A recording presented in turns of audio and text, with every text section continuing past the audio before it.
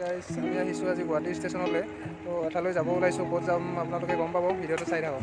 মোৰ ট্ৰেইনখন আহি আছে আপোনাৰ গৰীব ৰথ আগৰতলা এইখন 1 নম্বৰ প্লেটফৰ্মত আহিব 5টা বজাত। তো যাবলৈ হৈছে, বলক দেখুৱাই থাকিম আগলৈ। তো গাইজ এইটো ডব্বাতে যাম আমি G4। তো এনেকৈ আমি ডব্বাত উঠিলোঁহি ৰেলৰ। তো মোৰ নাম্বাৰটো আছিলে 4, তো গেটৰ সন্মুখতে হয়। তো এনেকৈ গুৱাহাটী ষ্টেচন বাই বাই এৰিলোঁহি আমি। আগৰতলাত এই দাদাজন গৈছিলে মোৰ লগৰ, মানে ওচৰতে এক লগত বহিছে আৰু যিহেতু মোৰ ওপৰৰ ছিটটো আছিলে।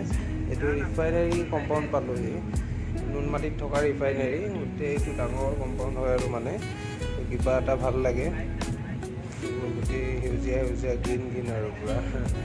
এনেকৈ নাৰেংগী ষ্টেচন পালোঁহি আমি।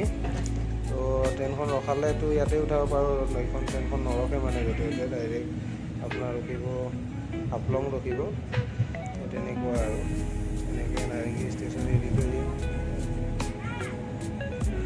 মই মানে বিশেষ কাম এটাত গৈ আছিলোঁ, মানে অফিচৰ পৰা এটা সৰু পাৰ্চেল দিছিলে। পাৰ্চেলটো মানে ফ্লাইটত পঠাব নোৱাৰে, কিবা বেটাৰী আছে তাতে। ত' আপোনাৰ ট্ৰেইনত গৈ মানে দি আহিব লাগে আৰ্জেণ্টলি পাত্ৰীক। তো ময়ো ভালেই পালোঁ। এই ব্ৰিজখন বনাই আছে, এইটো পানীখাইটি ৰেলগেটত হয়। অপেনিং কৰা নাই ব্ৰিজখন, টাইম হৈছে আৰু কাম সম্পূৰ্ণ হৈছে মোটামুটি।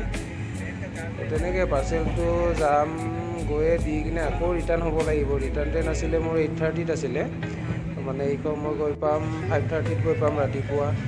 তাৰপিছত অলপ সময় পাম আৰু 2.5 ঘণ্টামান। তো 2-2.5 ঘণ্টাত অলপ যি পাৰোঁ ঘূৰি আহিম বুলি ভাবিছোঁ তাতে। তো এনেকৈ যাব দিয়াৰ কাৰণে ভালো পালোঁ একচুৱেলি। আগতে তেনেকৈ গৈ পোৱা নাছিলোঁ অকলশৰে, তো এইবাৰ ফাৰ্ষ্ট টাইম যাত্ৰা আৰু এনেকৈ। এনেকৈ আমি ঠাকুৰকুছি ষ্টেচন পালোঁহি। বাদাম বেপাৰী আহিলে, ভাবিলোঁ বাদাম 20 টকা ৰাখোঁ। এনেকৈ বাদাম ল'লোঁ 20 টকাৰ ইমান অকণমান দিছে দেখিছেনে। তেনেকৈ আৰু উপায়টো নাই আৰু, টাইম পাছ কৰি গৈ আছোঁ আৰু। এনেকৈ পালোঁ পাণবাৰী ষ্টেচন পালোঁহি। এনেকৈ গৈ ভালে লাগিছে। এইবোৰ ইটা ভাটা দেখিছে, পানীটো এতিয়া সকলোতে হৈয়ে আছে, বৰষুণ এনেকুৱা আৰু। এনেকৈ গৈ আমি এইটো জাগীৰোড ষ্টেচন পালোঁহি। জাগীৰোড পাৰ কৰোঁ এতিয়া। তাৰপিছত নেক্সট ষ্টেচন পাম ক্ষেত্ৰী পামগৈ, কামৰূপ ক্ষেত্ৰী পাম। ধুনীয়া ভিউ, বাহিৰৰ পৰা কৰিছিলোঁ এইখিনি। ধুনীয়া ভিউ আৰু মানে চাবলৈ ভাল লাগে কিবা এটা মানে। এতিয়া বেলি দিবৰো হৈ আহিছে। এনেকৈ আমি গৈ কামৰূপ ক্ষেত্ৰী পালোঁহি। আপোনালোকে ভিডিঅ'টো চাই থাকিব, যিমানখিনি পাৰোঁ দেখুৱাবলৈ চেষ্টা কৰিম তাকেই। ইয়াৰ পিছত আকৌ এটা নেক্সট ভিডিঅ' দিম, এইটো আপোনাৰ থাকিব তাৰে যিখিনি তাৰে ত্ৰিপুৰাৰ মানে পাৰোঁ আৰু দেখাবলৈ বৰ্ডাৰ বা ৰাজবাৰী দেখুৱাব পাৰিম চাগে, তেনেকুৱা আৰু যি পাৰোঁ চাম আৰু।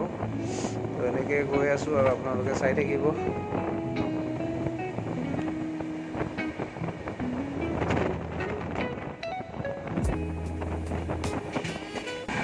গৈ আপোনাৰ মানে ট্ৰেইনখন ডাইৰেক্ট হাফলঙত ৰখিব, হাফলঙৰ পিছত লামডিঙত ৰখিব। আৰু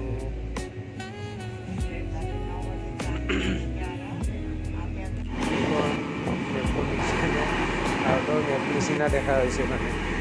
এনেকৈ বেলি দিব হৈছেহি আৰু পথাৰ, মানে পিছত আৰু পথাৰ দেখিবলৈ নাপায় আৰু আগলৈ গোটেই পাহাৰ হাবি জংঘল এইবোৰেই দেখিব। ধুনীয়া ভিউ দেখিছেনে। এনেকৈ আমি আহি পালোঁ যমুনা মুখ।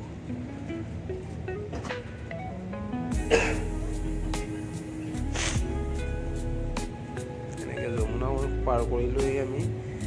তো এয়াই আৰু আন্ধাৰবলৈ হৈছে। এয়া দেখিছেনে আপোনালোকৰ লামডিঙৰ দৃশ্য এইটো।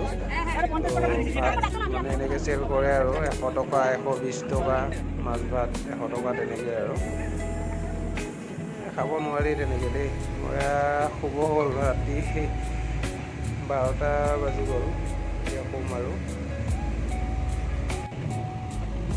এনেকৈ শুই উঠিলোঁ মই 4:45ত উঠিলোঁহি।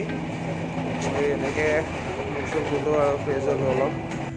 তো এইটো বাহিৰৰ দৃশ্য চাওক, মানে ৰাতিপুৱা হৈছেহি আৰু বেলি ওলোৱাই নাই এতিয়ালৈকে। তো এনেকৈ গৈ আছোঁ, পাব হৈছে আৰু। এনেকৈ এইটো নদীটো দেখিছেনে, এইটো তেতেলীয়া মুৰা পালোঁহি ষ্টেচন। এয়া পূৰা ঘৰ হাবি জংঘল হ'ল পূৰা ঘন। ইয়াতে পথাৰ দেখিবলৈ নাই ইফালে, এইটো ইটা ভাটা এনেকৈ দেখুৱালোঁ অলপ। এনেকৈ চাহপাতৰ বাগান এইখনেই দেখিলোঁ আৰু ভাল লাগিলে। এনেকৈ আমি আহি যোগেন্দ্ৰনগৰ আহি পালোঁ। ইয়াৰ নেক্সট ষ্টেচন পাম আমি আমি আহি পালোঁ আগৰতলা, দেখিছে। তো এইপিনেকৈ আমি ষ্টেচনটো দেখুৱাইছোঁ, এইবিলাক আৰ্হিবিলাক দেখুওৱা আছে গোটেই ইয়াৰে। তো ভাল লাগিলে কিবা এটা, এনেকৈ চাই থাকিব। এইটো আপোনাৰ ফ্ৰণ্ট ছাইডৰ পৰা হয় ষ্টেচনটো, আগৰতলা ষ্টেচন। গাইজ আমি এনেকৈ অটো এখন ল'লোঁ, অটো এখন লৈ এতিয়া ঘূৰিবলৈ গৈ আছোঁ, মানে বৰ্ডাৰ চাম আৰু ৰাজবাৰী চাবলৈ যাই আছোঁ। তো ভিডিঅ'টো চাই কেনেকুৱা লাগিলে ক'ব, যদি ভাল পালে লাইক এণ্ড শ্বেয়াৰ কৰি দিব, ছাবস্ক্ৰাইব কৰিব। লগতে নেক্সট ভিডিঅ'ত আকৌ লগ পাম, বাকীখিনি দেখুৱাবলৈ চেষ্টা কৰিম।